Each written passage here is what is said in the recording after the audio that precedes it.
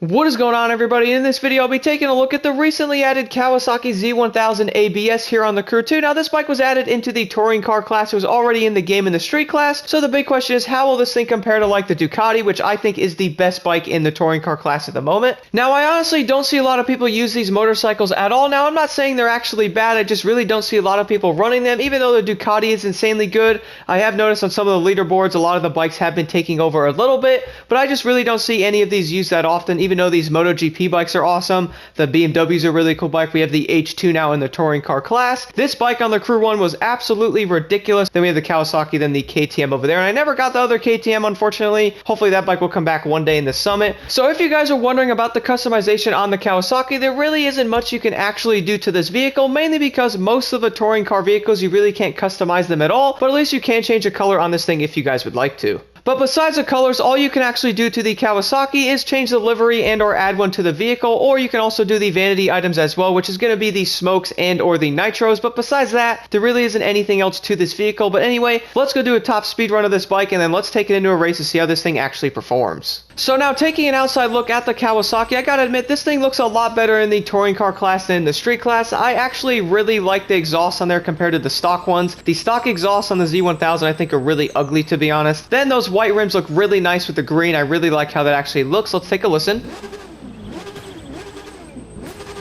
Now, moving over to the first-person view of the Z1000, there honestly is not much to see with this thing except the odometer, and at least the RPM reader actually works. But besides that, guys, let's go do a top speed run on the new Z1000 here. So I would say a lot of people really do not use the bikes that often in this class. Now, I really don't know why that is, but it could be the speed part of it, and also how these bikes handle as well could be a big issue. But let's see what this thing can actually get to. So hitting the nitrous, 235 miles an hour is honestly pretty impressive. A lot of the motorcycles do about 235 to 238 or so. Then if you guys look at the touring cars, those do like 250 to sometimes even 260, which is definitely going to blow these away even on the turns and all that as well. I would say that's why a lot of people do not use these bikes that often. But besides that, guys, let's go take this thing into a race to really see how it actually performs on a racetrack.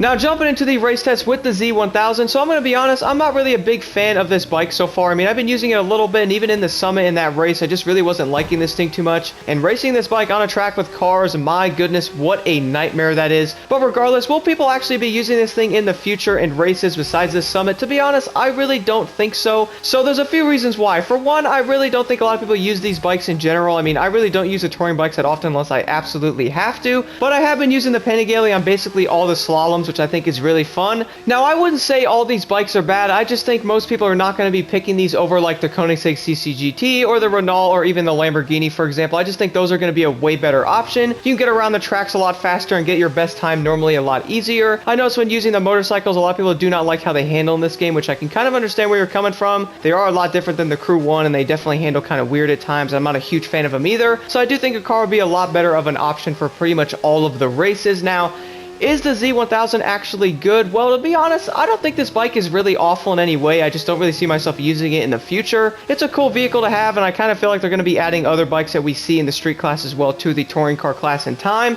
Now, I honestly wouldn't say the bikes are honestly really bad. I just don't really see myself using them in the future, mainly because while we have vehicles like the Koenigsegg CCGT, it's kind of hard to pick like the Kawasaki over that. But maybe in the future we'll see more summits based on touring bikes or something like that. I really don't know. It's definitely kind of interesting because I really do think everyone's using the cars over the bikes, which could be for good reasoning, because I would honestly choose the Koenigsegg over any of the motorcycles on a race in a Summit. Anyway, guys, that'll pretty much do it for the video. Let me know your thoughts in the comments below regarding the Z1000. Do you guys like this thing? Do you plan on using it? And definitely let me know your thoughts on the touring car bikes, because I just do not see a lot of people using these. But anyway, here are my settings I'm running on this bike currently.